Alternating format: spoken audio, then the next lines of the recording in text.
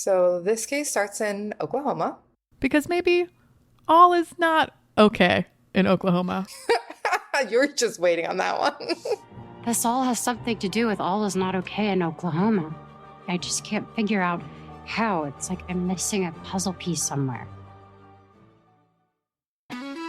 Rolling forward, Dr. Sister Science Facts. Welcome back to the Rolling Forward podcast. I'm Dr. Alicia Rolin. I'm Dr. Stephanie Rolin. We are both physicians and researchers. And this summer, we're doing SCOTUS Summer, which means each week we're choosing a case that the Supreme Court decided in 2025, and we're breaking down what it means for you, your family, health, wellness, education. We're going to make it make sense. I don't know how to say it, or we're going to try. We're going to discuss what happened, whether it's sensical or not. That's a better way to put it, because some things I can't make sense. We've had some creative interpretations of laws as of recently. That is true. And today's case seems to be no different. What's interesting about today's case is actually the justices themselves couldn't come to a decision. Rolling forward, Dr. Sister Science Facts. What are we talking about today? Oklahoma Statewide Charter School Board versus Drummond, because that's not at all a mouthful. I'm just going to call it church and charter. Oh, that's unfortunately too accurate. So this starts in Oklahoma when a group of individuals decide that they are going to create the nation's first publicly funded religious charter school. Despite some internal turmoil in 2023, the Oklahoma Statewide Charter School Board approves this application for St. Isidore, which is a religious charter school backed by the Catholic Archdiocese. And they had tried to create this school before and it had been turned down. But about 2023, the Oklahoma Statewide Charter School Board did approve their application by a 3-2 vote for this school, St. Isidore, that sought to deliver Catholic education statewide. This religious charter school was going to be funded and sponsored by the school board. Charter schools in Oklahoma are tuition free, they're publicly funded, and they're state regulated. And the Oklahoma state law requires that all charter schools be non-sectarian in admissions, programs, and operations. Meaning that religion isn't a part of the admissions programs or operations. So this was really a turnabout because this was a school backed by the Catholic Archdiocese that intended to operate as a religious charter school. So after their application was approved, the Attorney General of Oklahoma, his name is Drummond, he sued, saying that the approval of this religious charter school violated both the Establishment Clause and Oklahoma's Constitution, which specifically prohibited public funding for sectarian or religious schools. And this case initially made it to the Oklahoma Supreme Court. And the Oklahoma Supreme Court agreed. They said, charter schools are public entities, so they must remain non-sectarian, separation of church and state. And that St. Isidore, as a religious public charter, violated state and federal law. Therefore, it could not become a religious public charter school. But that was not the end of the story. Everyone didn't just go home and agree with that. Instead, Oklahoma Statewide Charter School Board appealed up to the Supreme Court saying that they should be able to have a publicly funded religious charter. And SCOTUS agreed to hear the case. Ugh. I feel like this case keeps coming up again and again, and we've talked about similar cases in the past.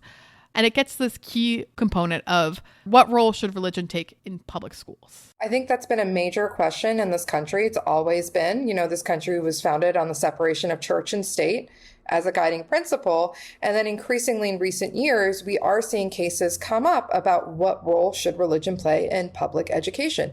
Mahmoud v. Taylor. I was going to say, Mahmoud v. Taylor is one that we've talked about. Yes. And then we've also talked about this voucher system and should you be able to use public school vouchers to attend private school, to attend religious schoolings? And should federal money be given to religious schools if you're using a voucher to go to a religious private school?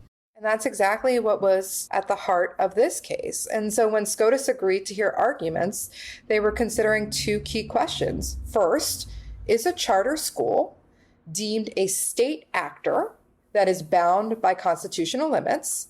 And 2, can Oklahoma exclude religious charters from its publicly funded network?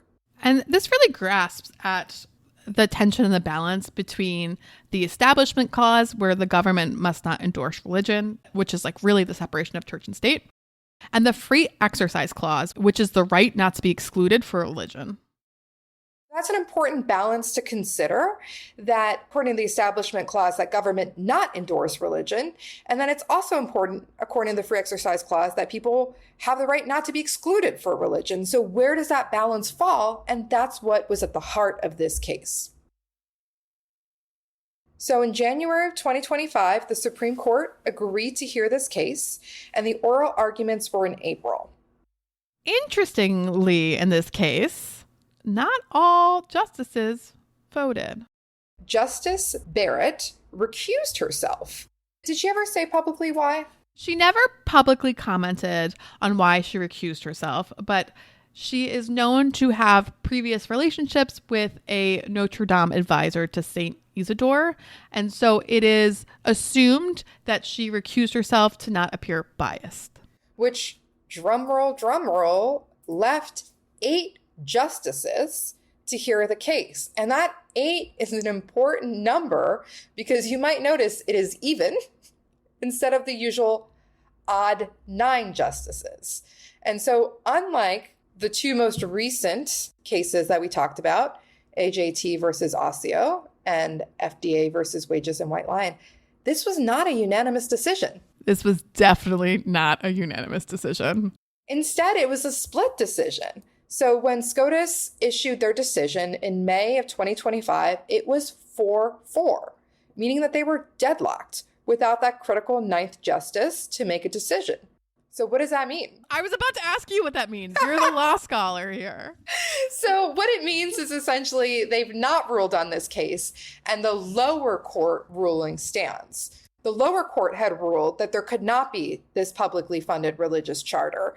And since SCOTUS failed to reach a decision with a 4-4 split, what that means is that there cannot be a publicly funded religious charter for now in Oklahoma. So it affirms this Establishment Clause that restrains public funding of religion, but it sets no nationwide, no national, no federal precedent. There are a lot of honking. The people feel strongly about this. So like Alicia says, the SCOTUS didn't decide anything. And so this leaves the door open for another state to try the same thing and see if SCOTUS will be willing to revisit this issue, because currently there's no decision and this remains a question mark. And considering the number of similar cases we have talked about, we have seen, we have heard in the news, I would not be surprised to see a similar case pop up maybe in next year's Supreme Court shuffleboard. Just in the past few years, we've seen this come up about voucher programs for religious schools. There's Carson v. Mackin is one case, and another is Espinoza v. Montana.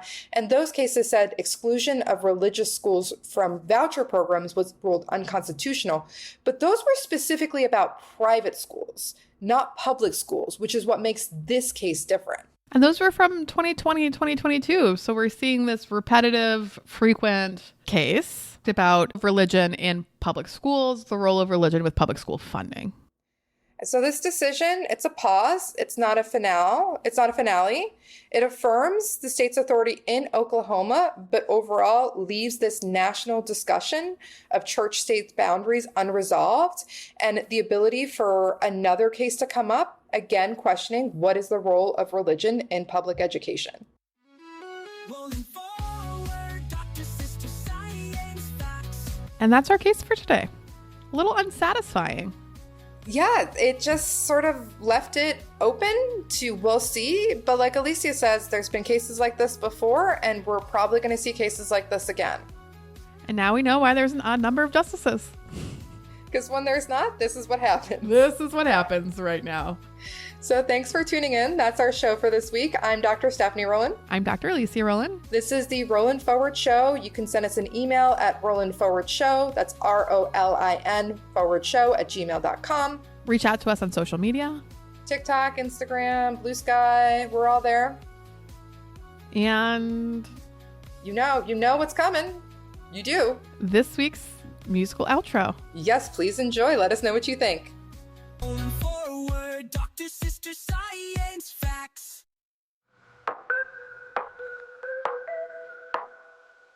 They said they teach the golden rule with rosaries and prayer in school. They called it choice, they called it free, but the fines came from you and me. Drummond said no, this crosses the line. A public school job and it preached divine. The court split down 4-4. Barrett stepped back, they closed the door, but don't mistake a tie for peace. This fight's not over, not in the least. It's not hot girl summer, it's SCOTUS summer. The robes are black and the vibes are bummer. Nightfall's dropping drama like it's pop confetti. I got constitutional whiplash, baby, and I'm not ready.